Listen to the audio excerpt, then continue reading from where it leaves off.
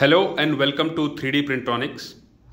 आज के इस वीडियो में हम आपको बताएंगे कि जब आप अपने ओरिजिनल प्रूसा MK4 प्रिंटर को अपने बॉक्स से बाहर निकाल लेते हैं तो आपको क्या क्या स्टेप्स लेने हैं ताकि आप अपना फर्स्ट 3D प्रिंट सक्सेसफुली इस प्रिंटर पर कर पाएं।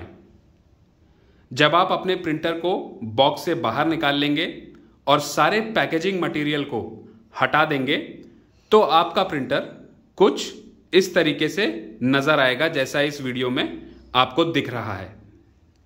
तो आइए स्टार्ट करते हैं। स्टार्ट करने से पहले हमारी अपने कस्टमर्स से एक रिक्वेस्ट है और एक इंपॉर्टेंट इंफॉर्मेशन भी है। इंफॉर्मेशन ये है कि जो भी ओरिजिनल प्रूसा मार्क 4 3D प्रिंट्रॉनिक्स से जाता है वो पूरे तरीके से असेंबल्ड होता है, हमारे एंड से कैलिब्रेटेड होता है एंड टेस्टेड भी होता है। उसके अंदर latest and correct firmware already installed करके मशीन को हमारे यहाँ से भेजा जाता है। तो हमारी अपने कस्टमर्स से ये रिक्वेस्ट है कि वो कोई भी अनचाहा कैलिब्रेशन या सेल्फ टेस्ट का प्रोसेस मशीन के साथ में ना करें जब शुरू में उनको मशीन मिलती है। तो दूसरा, वो कोई भी फर्मवेयर अपडेट या इंस्टॉलेशन भी ना करें इनिशियली। जब फर्स्ट टाइम आपके पास मशीन आती है तो हमारा रिक्वेस्ट आपसे सिर्फ ये है कि आप इस वीडियो को देखिए कि आपको फर्स्ट टाइम मशीन रिसीव करने पर क्या क्या स्टेप्स करने हैं और किस तरीके से आपको पहला प्रिंट अपना निकालना है। स्टेप 1 में आप पावर कॉर्ड को कनेक्ट करेंगे प्रिंटर के पावर कनेक्टर से। ये इसका पावर कनेक्टर है और ये पावर कॉर्ड आपको सप्लाई की जाएगी प्रिंटर के साथ में। कनेक्ट करने से पहले आप मेक श्योर करेंगे कि ये वाला जो स्विच है ये ऑन पोजीशन पर नहीं होना चाहिए। अगर ये 1 की तरफ प्रेस्ड है तो इसका मतलब ये ऑन है। तो आप इसको दबा के इस तरफ करेंगे तो ये स्विच ऑफ पोजीशन में आ गया। ऑफ पोजीशन करने के बाद आप इस केबल को इसके साथ में कनेक्ट कर सकते हैं। जब भी आप इस पावर केबल को कनेक्ट करेंगे अपने प्रिंटर के कनेक्टर से तो आप अपने मशीन को हल्का सा यहाँ पर हाथ लगाएंगे और फिर इस पावर केबल को फर्मली इस सॉकेट के अंदर बिठा देंगे। आपको मेक श्योर करना है कि जब भी आप पावर केबल को कनेक्ट करते हैं यहाँ से आपकी मशीन आगे पीछे ना हिले, इसीलिए हम इसको यहाँ से हल्का सा हाथ लगा लेते हैं क्योंकि इस मशीन का वेट सिर्फ 7 kg के आसपास है। तो अगर आप यहाँ से बिना हाथ लगाए केबल को कनेक्ट करने की कोशिश करेंगे तो हो सकता है आपकी मशीन आगे पीछे मूव कर जाए। इसलिए हल्का सा यहाँ पर हाथ लगाइए, सपोर्ट दीजिए और फर्मली इस केबल को इसके अंदर फिट कर दीजिए। एक बार जब आपका पावर केबल कनेक्ट हो जाता है तो मेक श्योर करिए कि ये केबल फर्मली इस कनेक्टर में बैठा हुआ है और लूज नहीं है। काफ़ी बार पावर केबल सही तरीके से कनेक्ट नहीं की जाती है कनेक्टर से और लूज रहती है जिसके वजह से शॉर्ट वगैरह आपके मशीन में हो सकता है। तो प्लीज़ डबल चेक करिए कि ये पावर केबल फर्मली कनेक्टेड है और ये वाला जो स्विच है ये ऑफ पोजीशन पर है। पावर केबल कनेक्ट करने के बाद स्टेप नंबर 2 है आप इस स्विच को यहाँ से ऑन करेंगे इस तरीके से। मैं आपको बता देना चाहता हूँ कि इस स्विच के अंदर कोई भी LED नहीं होती है और यहाँ पर कोई LED ग्लो नहीं करेगी। तो कृपया इस चीज़ को ध्यान में रखें और ये ना सोचें कि आप स्विच दबाएंगे तो यहाँ पर कोई LED ग्लो होगी। यहाँ पर आपका स्टेप नंबर 2 कंप्लीट हो चुका है। अब आते हैं हम स्टेप नंबर 3 पे जिसका नाम है Z अलाइनमेंट कैलिब्रेशन। जब आप अपने मशीन को पावर ऑन कर देंगे तो कुछ इस तरीके का डिस्प्ले आपके LCD पर दिखने लगेगा। अब हम LCD का यूज़ करेंगे Z अलाइनमेंट कैलिब्रेशन करने के लिए। हम LCD नॉब का यूज़ करेंगे और हम जाएंगे कंट्रोल मेन्यू के अंदर में। यहाँ पर कंट्रोल मेन्यू के अंदर जाने के बाद हम जाएंगे कैलिब्रेशंस एंड टेस्ट के अंदर और यहाँ पर हमको 3rd नंबर ऑप्शन दिखेगा Z अलाइनमेंट कैलिब्रेशन। अब हम यहाँ पर Z अलाइनमेंट कैलिब्रेशन के लिए इस नॉब को प्रेस करेंगे। अब हम प्रेस करेंगे इस नॉब को और देखिए ये पूरी एक्सेस ऊपर जाएगी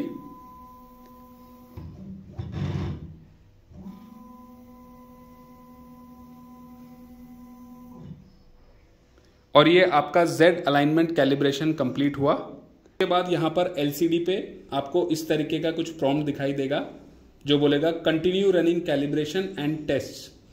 तो हम यहाँ पर क्विट पे लाके इस नॉब को दबा देंगे, हमें क्विट करना है। यहाँ पर ये दबा देने के बाद आपका step number 3 Z alignment calibration complete हो जाएगा। स्टेप नंबर 4 में हम इंस्टॉल करेंगे स्पूल होल्डर आपके प्रिंटर के ऊपर। ध्यान दीजिए, ये स्पूल होल्डर इसी तरीके से असेंबल्ड आएगा आपके प्रिंटर के साथ में, अगर आप 3D प्रिंट्रॉनिक्स से ओरिजिनल प्रूसा मार्क 4 असेंबल्ड मशीन खरीदते हैं तो। आइए अब देखते हैं किस तरीके से स्पूल होल्डर को इंस्टॉल करना है मशीन के ऊपर। यह स्पूल होल्डर इस फ्रेम के सेंटर में इंस्टॉल किया जाएगा। सबसे पहले आप इस वाले ऊपर वाले पार्ट को फ्रेम के ऊपर यूं करके बिठाएंगे और फिर इस स्पूल होल्डर को इस तरीके से पकड़ के पीछे से ऐसे पुश करेंगे। तो देखिए, पहले आपने इस ऊपर वाले पार्ट को इस फ्रेम के ऊपर बिठाया और इसको यूं पकड़ के ऐसे अच्छे से पुश कर दिया नीचे की तरफ। जब ये नीचे की तरफ पुश हो जाएगा तो अब इसको आप पकड़ के आगे की तरफ पुश करेंगे ताकि ये नीचे वाला प्लास्टिक पार्ट जो है इस फ्रेम के ऊपर चढ़ जाए। अब मैंने इसको नीचे दबाया और इस तरीके से पुश किया तो देखिए ये नीचे वाला पार्ट भी प्रॉपर तरीके से फ्रेम पे क्लैंप हो गया है। तो इस तरीके से आप अपना स्पूल होल्डर इंस्टॉल करेंगे। अब आते हैं हम स्टेप नंबर 4 पे, जिसमें हम फिलामेंट लोड करेंगे प्रिंटर के अंदर। फिलामेंट लोड करने से पहले कुछ बातों का आपको ध्यान रखना पड़ेगा। आपका जो फिलामेंट है वो इस तरीके के एक बॉक्स में आता है। इस बॉक्स को आपको यूं करके खोलना है। जब आप इसको खोल देंगे तो ये फिलामेंट इस तरीके से एक वैक्यूम फोम पॉलिथीन के अंदर में आता है। अब आपको नेक्स्ट चीज का ध्यान ये रखना है कि आप इस पॉलिथीन को स्ट्रेट कट करिए यूजिंग अ सीजर और अ नाइफ। आप इसको स्ट्रेट लाइन में कट करें ताकि इस पॉलिथीन का यूज बाद में हम इस फिलामेंट को स्टोर करने के लिए भी कर सकते हैं। कुछ फिलामेंट्स में जिप लॉक वाली पॉलिथीन भी आती है जो बहुत ही बढ़िया काम करती है, बट इस केस में विदाउट जिप लॉक वाली पॉलिथीन है, बट ये भी कुछ ना कुछ काम जरूर करेगी अगर आप इसके अंदर इस फिलामेंट को स्टोर करते हैं और बाद में उसको इस बॉक्स के अंदर रख देते हैं। बॉक्स को भी आप अपने पास संभाल के रखिए ताकि इसी पॉलिथीन के अंदर डाल के इस बॉक्स में आप इसको स्टोर करके भी रख सकते हैं। अब आप देख सकते हैं हमने इस पॉलिथीन को स्ट्रेट लाइन में कट कर दिया है। नेक्स्ट स्टेप में आप इस फिलामेंट को इस पॉलिथीन से बाहर निकालेंगे इस तरीके से। अगला स्टेप जो आपको करना है वो ये है कि ये इन फिलामेंट्स के अंदर यहां पे कई बार डेसिकेंट के पाउचेस होते हैं, जैसे कि ये। इस डेसिकेंट पाउच को आपको निकालना है। फिलामेंट को स्पूल होल्डर के ऊपर लगाने से पहले आप इस डेसिकेंट पाउच को निकाल लेंगे बाहर, अदरवाइज ये रोल होने में दिक्कत करेगा। दूसरा, आप देख सकते हैं यहाँ पे एक फिलामेंट का अंदर टुकड़ा भी है। इस टुकड़े को आप एक कटिंग प्लायर यूज करके छोटा कर सकते हैं एकदम, और इस टुकड़े को बाद में बाहर निकाल सकते हैं ताकि ये भी रोल होने के दौरान कोई दिक्कत ना क्रिएट करे। ठीक है, ये दो चीजों का आपको ध्यान रखना है। अगले स्टेप में हम इस फिलामेंट को स्पूल होल्डर के ऊपर माउंट करेंगे कुछ इस तरीके से।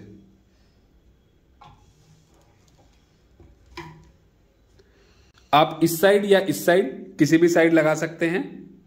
दूसरा, आपको यह ध्यान रखना है कि आपका जो फिलामेंट का ओरिएंटेशन है वो इस तरीके से होगा। आपका फिलामेंट ऊपर से ऐसे आएगा नीचे। कुछ लोग इसको उल्टा कर देते हैं यूं कि फिलामेंट यहां से आता है नीचे। ऐसे नहीं करना है। आपके फिलामेंट का ओरिएंटेशन ऊपर से नीचे आएगा आपके प्रिंटर के अंदर। दूसरा, आपको यह ध्यान रखना है कि यहां पे ये फिलामेंट बंधा हुआ होता है। अगर आप देखें तो यहां साइड में इस प्लास्टिक पार्ट में यहां पे इस फिलामेंट को बांध रखा है। तो आपको इसको नहीं खोलना है जब तक आप इस फिलामेंट को एक्सट्रूडर के अंदर इंसर्ट नहीं कर देते। अगर आपने इसको काट दिया यहां से काट दिया या निकाल दिया इसमें से, तो ये पूरा का पूरा फिलामेंट जो है अनवाइंड हो जाएगा, बिकॉज ये कॉइल की तरह है अगर आप देखें तो अगर आपने इसको कट करा और पकड़ के नहीं रखा तो ये पूरा अनवाइंड हो जाएगा और उलझ जाएगा। जब आप लंबे टाइम की प्रिंटिंग करेंगे तो ये बार बार आपस में नॉट लगने लगेगी और कभी ना कभी ये टूट भी सकता है प्रिंट होते होते। तो ये इस चीज़ का आपको खास ध्यान रखना है, स्पेशली न्यू स्पूल में, क्योंकि नए स्पूल में पूरा ऊपर तक भरा हुआ होता है। ठीक है, खाली जैसे जैसे होते जाएगा तो कोई दिक्कत नहीं, बट नए स्पूल में ये पूरा फिल्ड होता है। तो आप इसको तब तक यहाँ से नहीं निकालेंगे जब तक आप इसको इसके अंदर इंसर्ट करने के पॉइंट पे नहीं पहुंच जाते। और सारे फिलामेंट्स के साथ में आपको यही ध्यान रखना है जब भी आप नया फिलामेंट लगाते हैं। तो अभी हमने इसको यहाँ पे इसके ऊपर इस तरीके से इंस्टॉल कर दिया। फिलामेंट को स्पूल होल्डर पे लगा देने के बाद हम अपने हॉट एंड को हीट करेंगे फिलामेंट को लोड करने के लिए। आप एक बात का ध्यान रखिए, जब भी आपको फिलामेंट को हॉट एंड के अंदर डालना है या फिलामेंट को हॉट एंड से बाहर निकालना है या जिसे हम अनलोडिंग कहते हैं, दोनों ही केस में आपको हॉट एंड को पहले हीट करना पड़ेगा। तो अभी हम LCD का यूज़ करते हैं पहले लोड करने के लिए। देखिए कैसे हम जाएंगे फिलामेंट में जाके हम जाएंगे लोड फिलामेंट में, क्योंकि अभी हमें फिलामेंट को हॉट एंड के अंदर डालना है। लोड फिलामेंट में यहाँ पे बहुत सारे मटेरियल्स दिए होते हैं, तो जो भी आपके पास मटेरियल है वो आप यहाँ से सेलेक्ट कर लेंगे। तो हम लोग जो मटेरियल देते हैं प्रिंटर के साथ में वो आता है PLA, तो हमने यहाँ से सेलेक्ट किया PLA। तो अब ये ऑप्शन आएगा loading filament, make sure the filament is inserted through the sensor. अब हम जाते हैं फिलामेंट के पास। अब हम यहाँ से फिलामेंट को एक नोज प्लायर यूज करके यहाँ से कट करेंगे, बट उससे पहले आपको ध्यान रखना है कि आप इसको यहाँ से पकड़ के रखेंगे। यहाँ से इसको पकड़ लीजिए और यहाँ से इसको कट करिए इस तरीके से, और बाकी का जो टुकड़ा बचा है इसको आप निकाल सकते हैं। अभी आप देख सकते हैं कि मैंने इसको छोड़ा नहीं है। अगर आप इसको छोड़ देंगे तो ये पूरा अनवाइंड हो जाएगा इस रोल के ऊपर से, इसलिए आपको इसको यूं पकड़ के रखना है। और अब हम आपको नेक्स्ट स्टेप दिखाते हैं। स्टेप में आप इस फिलामेंट को सीधा लेंगे और यहाँ पे इंसर्ट कर देंगे। जैसे ही आप इसको इंसर्ट करेंगे तो LCD में आएगा press continue and push the filament into extruder. तो आप कंटिन्यू पे प्रेस करेंगे तो ये अब फिलामेंट को ऑटोमेटिकली ग्रैब कर लेगा और अंदर की तरफ पुश करने लगेगा। अभी देखिए मैंने फिलामेंट छोड़ दिया है, लेकिन फिलामेंट अंदर जा रहा है ऑटोमेटिकली, और स्क्रीन पे दिखाता रहेगा लोडिंग फिलामेंट। अब आप देख सकते हैं कि नीचे से हॉट एंड में से फिलामेंट एक्सट्रूड होना शुरू हो गया है। अगर आपको लगता है कि आपको और थोड़ा सा फिलामेंट एक्सट्रूड करना है तो यहाँ पे अभी दिखा रहा है इस कलर करेक्ट। अगर कलर करेक्ट है तो आप यस कर देंगे। अगर आप चाहते हैं पर्ज मोर तो आप एक बार और दबाएंगे तो आप यहां से देख सकते हो कि और फिलामेंट एक्सट्रूड होना शुरू हो जाएगा आपके नोजल में से, और यहाँ पे आपको परसेंटेज दिखाता रहेगा फिलामेंट लोड होने की। इस कलर करेक्ट, अभी कलर करेक्ट है, ब्लैक है, तो हमने दबा दिया यस। तो ये आपका फिलामेंट लोड करने का प्रोसेस कंप्लीट हो गया। अब यहां से आप रिटर्न जा सकते हैं मेन मेन्यू के ऊपर। अब आते हैं स्टेप नंबर 5 पे। स्टेप नंबर 5 में हम लोग ये वेट वाइप्स का इस्तेमाल करेंगे इस स्प्रिंग स्टील प्लेट को साफ करने के लिए। आप ये एक बात का ध्यान जरूर रखें कि या तो आप isopropyl alcohol wet wipes use कर सकते हैं या फिर कोई एक सॉफ्ट कपड़ा जिसे पानी में हल्का सा भिगाकर उससे भी इसको साफ कर सकते हैं। ये ध्यान रखना बहुत जरूरी है कि इस प्लेट के ऊपर किसी भी तरीके के फिंगर मार्क्स या कोई डस्ट, मिट्टी, धूल वगैरह कुछ नहीं होना चाहिए।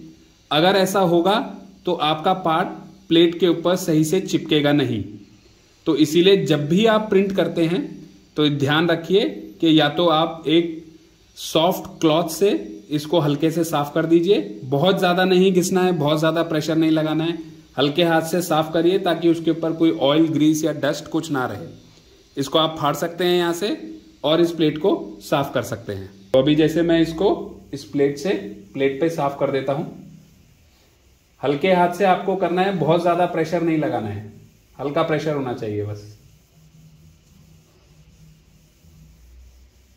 इस तरीके से ये स्प्रिंग स्टील प्लेट एकदम साफ हो जाएगी। अब आते हैं हम स्टेप नंबर 6 पे, जिसमें हम प्रिंट करेंगे। आपका फिलामेंट मशीन में लोडेड है। अब हम यूज करेंगे प्रूसा रिसर्च द्वारा दी गई ये यूएसबी पेन ड्राइव। इस पेन ड्राइव को आप एलसीडी के साइड में यहां फिट करते हैं। देखिए यहां पे एक मार्क भी बना हुआ है यूएसबी का।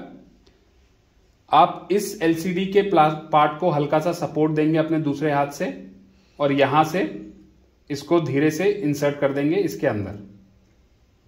आप जैसे ही यूएसबी ड्राइव को एलसीडी के साइड में लगाते हैं तो वो आपको डायरेक्टली यूएसबी ड्राइव के अंदर ले जाता है। बट हमें अभी प्रिंट नहीं करना है, तो हम बैक जाएंगे यहां से मेन मेन्यू के ऊपर। यहां से हम जाएंगे प्रिंट के अंदर और यहां पर आपको ये बहुत सारी फाइल्स नजर आएंगी। ये सारी files ready to print files हैं, यानी कि ये जी कोड हैं। अगर आप किसी भी फाइल के ऊपर ले जाके इस नॉब को प्रेस कर देंगे तो वही फाइल प्रिंट होना शुरू हो जाएगी। तो हमें फॉर एग्जाम्पल स्टार्टर्स के लिए कौन सी फाइल प्रिंट करनी है? जो सबसे नीचे है, इसका नाम है कीचेन और इसका टोटल टाइम यहां लास्ट में आपको दिखेगा 10 मिनट। हर फाइल का टोटल टाइम आपको यहां लास्ट में दिखेगा जब ये स्क्रॉल होकर आएगी 4 आवर्स 53 मिनट्स। इसमें 46 मिनट्स। सो इस तरीके से आप इसका टाइम देख सकते हैं और इस फाइल का नाम है कीचेन। तो अब हम इसको स्टार्ट करेंगे प्रिंट करना। इसके ऊपर रख के हमने इसको प्रेस कर दिया। ये जैसे ही आप इसको प्रेस करेंगे तो ये मेन्यू खुलेगा और फिर से आप प्रिंट दबाएंगे और आपकी मशीन प्रिंट करना शुरू कर देगी।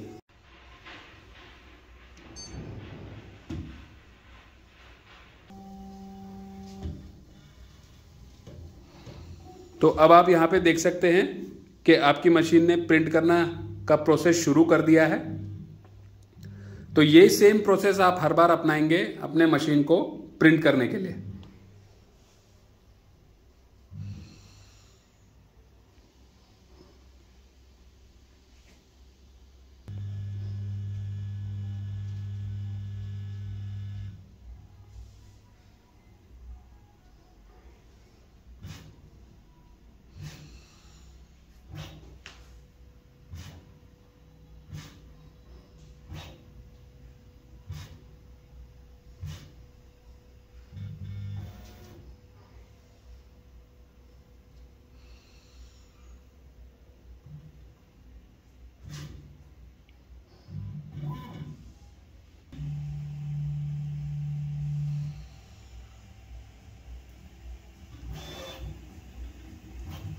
अब आप देख सकते हो कि आपका मशीन ने प्रिंट करना शुरू कर दिया है।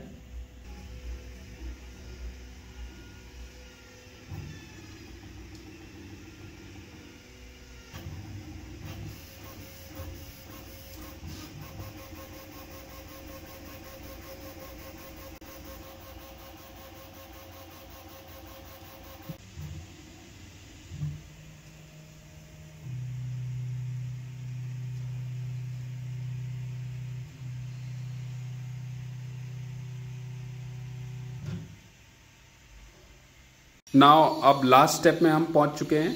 यहाँ आप देख सकते हैं कि आपका प्रिंट कंप्लीट हो चुका है।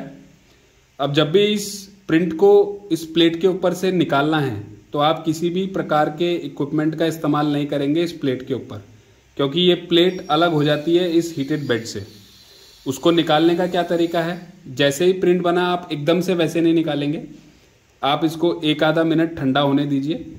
जब ये एक आधा मिनट ठंडा हो जाता है उसके बाद आप प्लेट को इन दोनों कॉर्नर से पकड़िए और इसको इस तरीके से ऊपर उठाइए और फिर यहाँ से पकड़िए और प्लेट को बाहर निकाल लीजिए। इस तरीके से प्लेट को बाहर निकाल लेने के बाद आपको इस प्लेट को सिर्फ बेंड करना है, हल्का सा यूं करके ऐसे बेंड करिए, अंदर बेंड करिए। चारों साइड से भी आप अंदर बाहर इसको बेंड कर सकते हैं। जब आप बेंड करेंगे तो उसके बाद ये पार्ट आराम से इस तरीके से बाहर निकल आएगा। और ये फर्स्ट लेयर का आप व्यू भी देख सकते हैं। अब जब आप इसको निकाल लेंगे पार्ट को, उसके बाद इस प्लेट को वापस लगाना है। तो प्लेट को इंसर्ट करने के लिए आप देख सकते हैं यहाँ पे एक कट है और यहाँ 2 स्क्रूज बने हुए हैं। ये 2 स्क्रू हैं यहाँ पे। ये कट वो स्क्रूज में फिट होगा। तो इस प्लेट को आप फिर से कॉर्नर से पकड़ेंगे। आपको इस प्लेट के, इस बेड के ऊपर इस प्लेट को घिसना नहीं है, अदरवाइज आपका बेड खराब हो जाएगा। आपने इसको कट में बिठा लिया और इस तरीके से नीचे लाके छोड़ दिया ऐसे। आप ध्यान रखिए, इसमें बेड में मैग्नेट्स होते हैं, तो अपने उंगलियों को बचाइए। अगर वो मैग्नेट बेड और प्लेट के बीच में आ गई तो आपको चोट भी लग सकती है। और आपको ध्यान रखना है कि ये स्प्रिंग स्टील प्लेट स्ट्रेट बैठी हो बेड के ऊपर, ना कि ऐसे। कुछ लोग ऐसे प्लेट को लगा के भी प्रिंट करना शुरू कर देते हैं, जो कि गलत है। तो आपको ये ध्यान रखना है कि ये प्लेट बिल्कुल इसके ऊपर